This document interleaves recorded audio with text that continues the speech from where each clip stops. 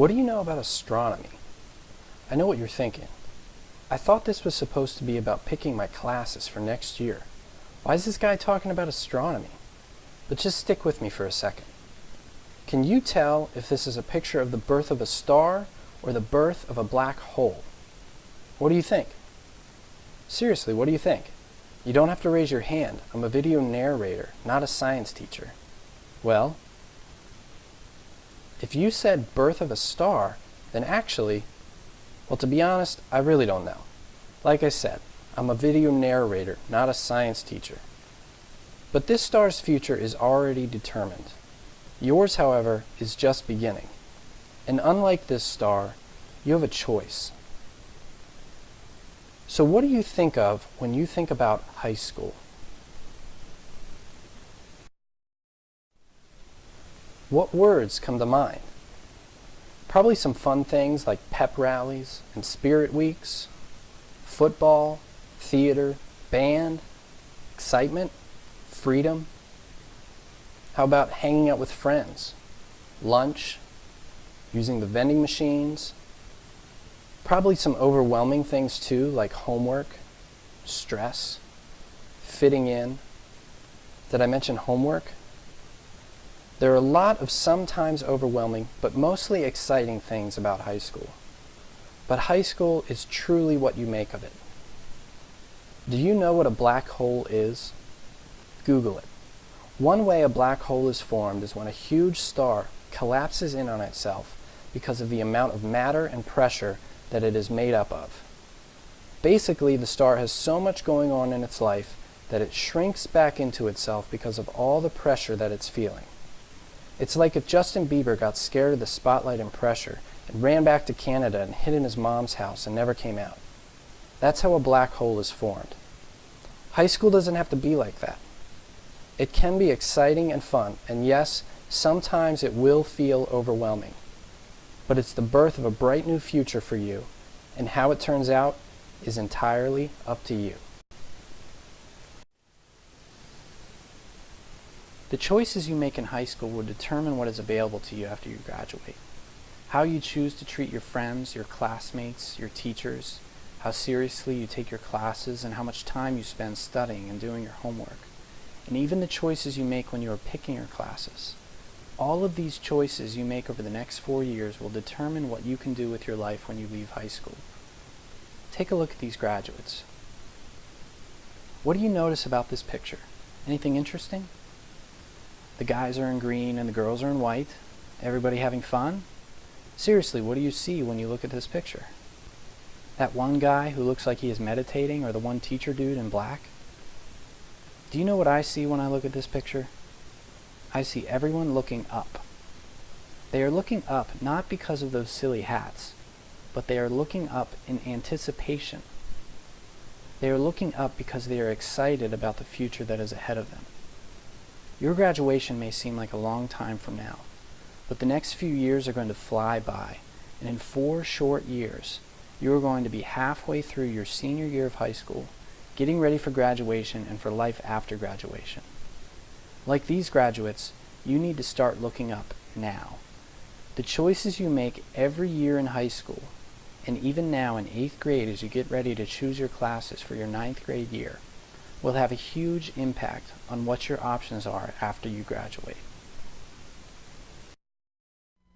When it comes to choosing your classes, you only get one chance every year to pick classes for the next year. One isn't very many. Don't waste it. I'm sure you already know what it's like to be stuck in a class you don't want for a whole year of your life. That's why you have to be wise when you choose your classes. In your 9th grade year, you don't get too many choices for electives.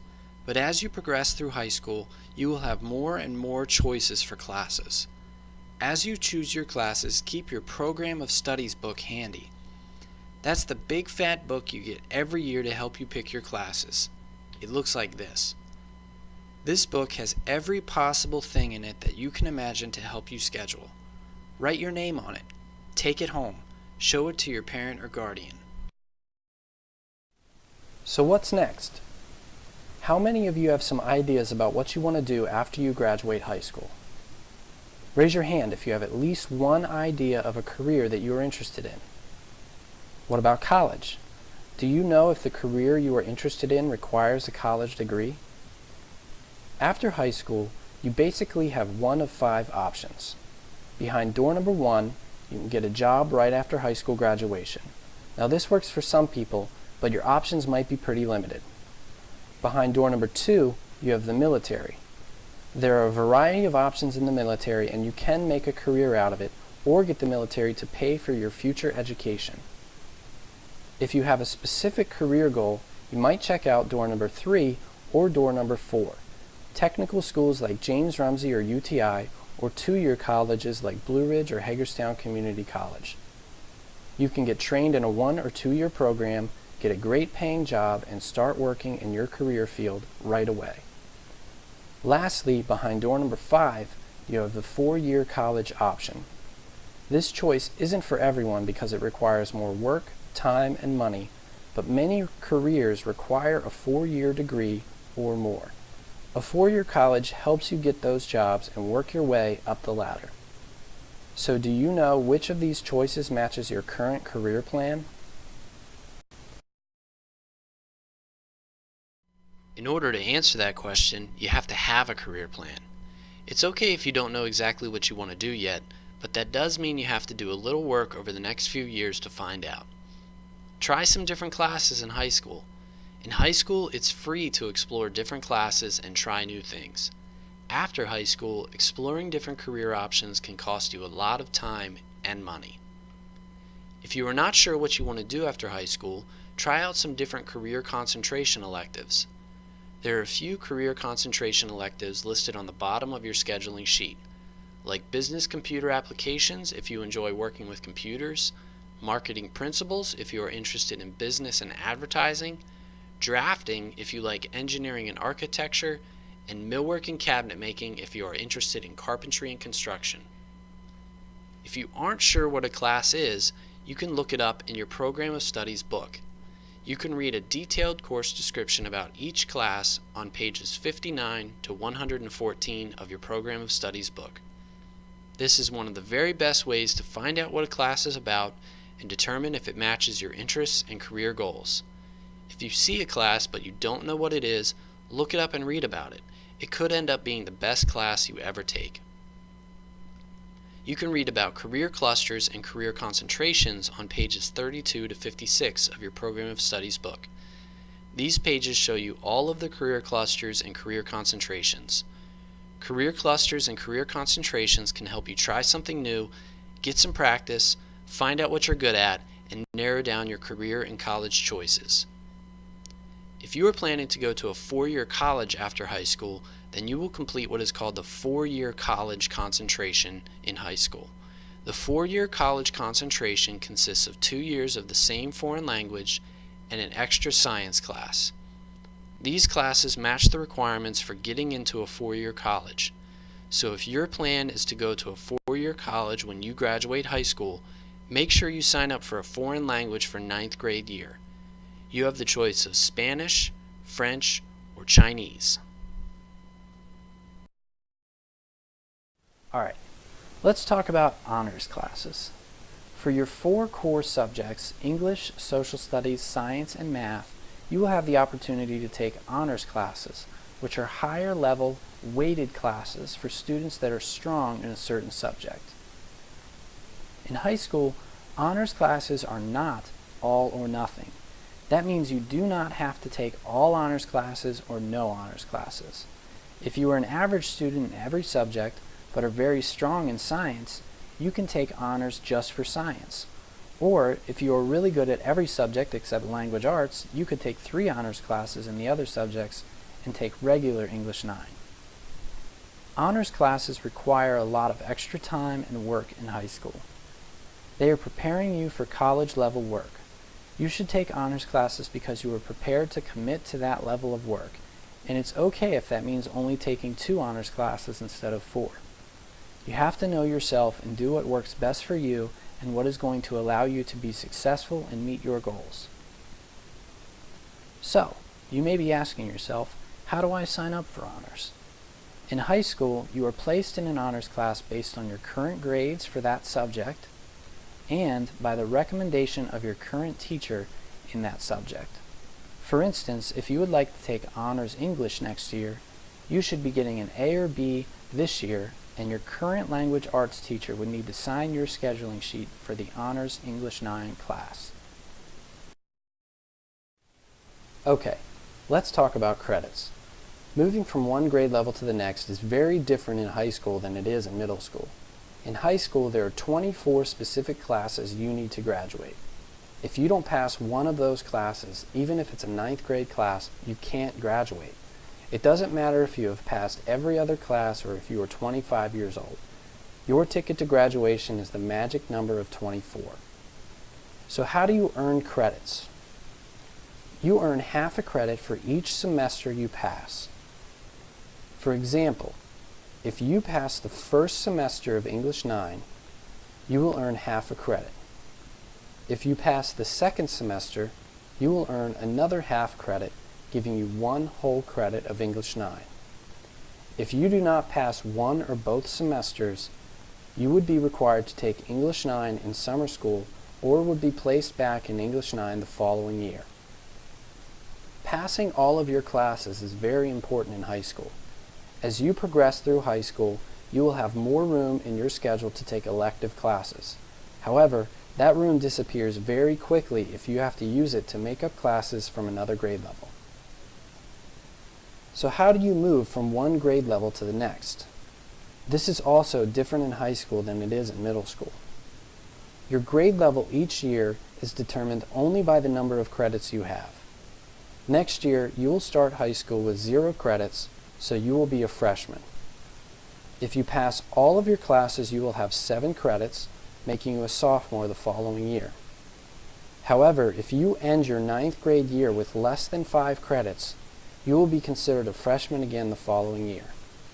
Make sure that you keep track of your grades in high school and your credits so that you know you are on track to graduate. If you are ever unsure, talk to your school counselor. They'll know. Alright, now that we've covered all that, you are informed and ready to fill out your scheduling form. When you fill out your scheduling form, make sure you choose 7 classes. 5 of them are required, so you can go ahead and check English 9, World History, Earth and Space Science, Math, and Health. Every 9th grader must take these 5 classes. This leaves you with 2 more classes to choose for a total of 7 classes. For your remaining 2 classes, choose the top 2 electives that you want to take. An elective class is a class that you get to choose. Remember, if you are thinking about going to a 4-year college, choose a foreign language credit. If you are not thinking about going to a 4-year college, make sure you choose at least 1 career elective, like millwork and cabinet making, business and marketing essentials, or fundamentals of drafting. Some students may be approved for young adult fiction or math lab. This is based on teacher recommendation only, so you don't need to check either one of these boxes right now. At the bottom of the front page, you will also see a long list of fine arts classes. You may also choose from any one of these classes, and all of these classes will count as your required art credit for graduation.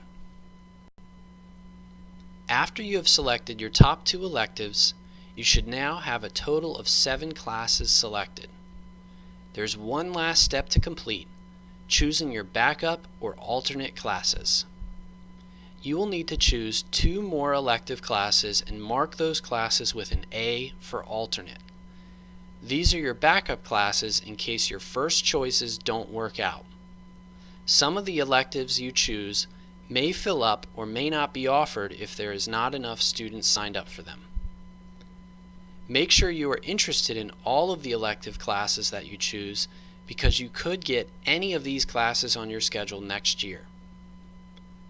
As you are completing your schedule, remember that some classes require teacher approval. You will need to keep your grades up and get teacher approval to be placed into honors classes and foreign language classes. You also need to have a parent or guardian sign the back of your scheduling form. Make sure you talk to someone at home tonight and tomorrow about your class choices.